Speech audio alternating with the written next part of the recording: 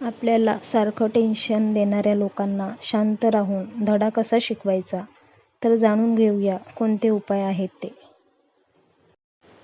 तुम्ही कधी कधी अशा व्यक्तीला भेटला आहात का, जो सतत तुम्हाला डिवचतो, कधी तुमच्या चुका काढतो, कधी पब्लिकमध्ये अपमान करतो, असंच काहीतरी करून तुमचं मनोधैर्य खचवत राहतो आणि मग तुमचं मन म्हणतं, बॅग घे, रिझाईन कर आणि या नरकातून बाहेर पड. पण थांबा, या लोकांचा बदला शांतपणे घ्यायचा असेल तर शहाणपणाने विचार करा. कारण शांत राहणं म्हणजे कमकुवत असणं नाही, तर शक्तिशाली असणं आहे. यश हा सर्वोत्तम बदला आहे. जे लोक तुम्हाला टेन्शन देतात, तुमचं मनोधैर्य तोडतात, ते फक्त एकाच गोष्टीसाठी झगडत असतात, तुम्हाला थांबवण्यासाठी. ते तुमच्या स्वप्नांवर प्रश्नचिन्ह टाकतील, तुमच्या क्षमतेवर शंका घेतील आणि तुमचं मन विचलित करायला सतत नकारात्मक बोलतील. पण लक्षात ठेवा, जे तुम्हाला तोडू पाहतात तेच तुमच्या यशाने सर्वात जास्त तोडले जातात. तुमचं काम, प्रयत्न, शिस्त आणि चिकाटी हेच शस्त्र आहे. कल्पना करा, एखादा गरुड आकाशात झेप घेतोय आणि खालचं कावड्याचं टोळकं त्याच्यावर कुरघोडी करतंय. अशा वेळी गरुड काय करेल? तो कधीच खाली येऊन त्यांना उत्तर देणार नाही, तर तो आकाशात आणखी उंच भरारी घेईल. तसंच तुमचंही असावं. टेन्शन देणाऱ्यांकडे दुर्लक्ष करा आणि स्वतःला यशाच्या शिखरावर घेऊन जा. तुमचं उंच जाणं हेच त्यांच्या खाली राहण्याचं कारण बनेल. शांत राहून शॉक द्या. कधी कधी उत्तर न देणं हेच सगळ्यात तीव्र आणि प्रभावी उत्तर असतं. जेव्हा कोणी तुम्हाला जाणीवपूर्वक चिडवतं, टोचतं आणि तुमचं संतुलन ढासळवायचा प्रयत्न करतं, तेव्हा त्यांना वाटतं की तुम्ही काहीतरी प्रतिक्रिया द्याल, वाद घालाल आणि त्यांच्या जाळ्यात अडकून पडाल. पण जर तुम्ही तसं न करता पूर्णपणे शांत राहिलात, हसून दुर्लक्ष केलंत आणि आपल्या मार्गावर चालत राहिलात, तर ते अक्षरशः हादरतात. मराठीमध्ये एक म्हण आहे, गाढवावर नाराज होऊन सिंह ओरडत नाही. कारण सिंहाला माहीत असतं की त्याची ताकद ओरडण्यात नाही, शांततेत आणि एकाग्रतेत आहे. त्याला गाढव काय करतं याने काहीही फरक पडत नाही, कारण त्याचं लक्ष वेगळं असतं. तसंच तुमचंही असावं. जे लोक तुमच्यावर टीका करतात, तुम्हाला दुखावतात, त्यांच्यासाठी वेळ खर्च न करता स्वतःच्या ध्येयावर लक्ष केंद्रित करा. स्वतःचं मूल्य समजून घ्या. टेन्शन देणारे लोक तेव्हाच प्रभावी ठरतात, जेव्हा तुम्ही त्यांना तुमच्या मनात जागा देता. तुमच्या मनात जर त्यांचं म्हणणं, त्यांनी केलेल्या टीका किंवा त्यांचं वागणं महत्त्वाचं वाटू लागलं, तर ते हळूहळू तुमचं आत्मभान, आत्मविश्वास आणि निर्णयशक्ती खाऊ लागतात. पण एकदा का तुम्हाला स्वतःची खरी किंमत समजली की दुसऱ्याच्या बोलण्याचं मोल आपोआप कमी होतं. सोनं जर चुकून चिखलात पडलं तर त्याची किंमत कमी होते का? नाही, कारण त्याचं मूल्य स्थिर असतं. तसंच कुणी कितीही टीका केली, अपमान केला किंवा दुर्लक्ष केलं, तरी तुमचं मूल्य कमी होत नाही, जोपर्यंत तुम्ही स्वतःला कमी लेखत नाही. कृतीतून उत्तर द्या, शब्दांतून नाही. एखादा सहकारी तुमचं योगदान कमी लेखतोय, तुमच्या कल्पनांना वेडं ठरवतोय किंवा तुमच्या मागे निंदा करतोय, तेव्हा अनेकदा पहिली प्रतिक्रिया असते त्याला चपखल उत्तर द्यावं.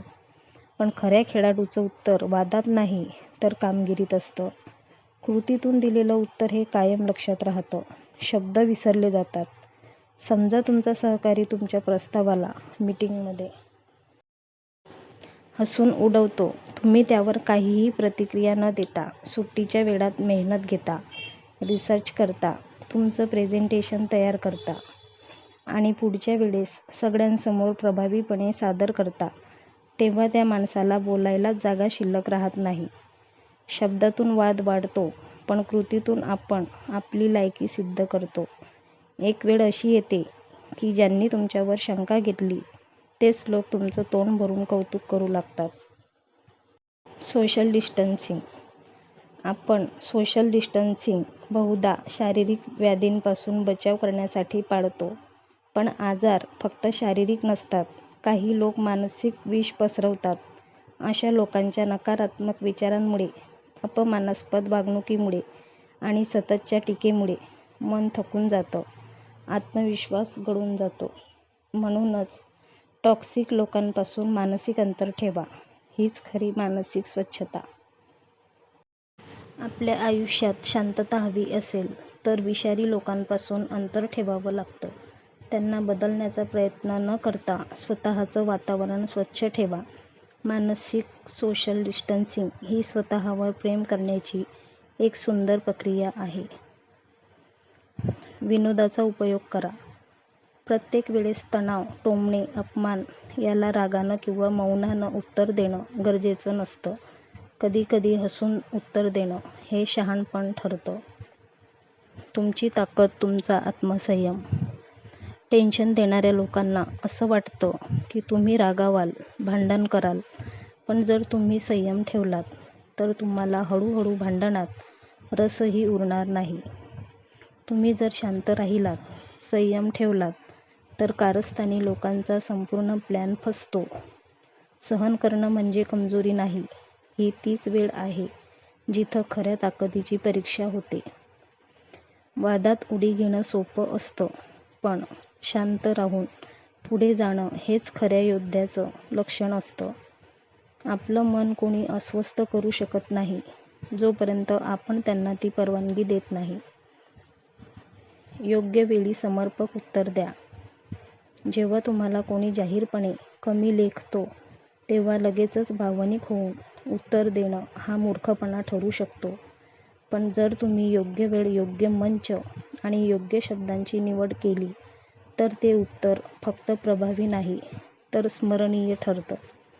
एका मीटिंगमध्ये तुम्ही काहीतरी सुचवलं आणि दुसऱ्याने उपहास केला.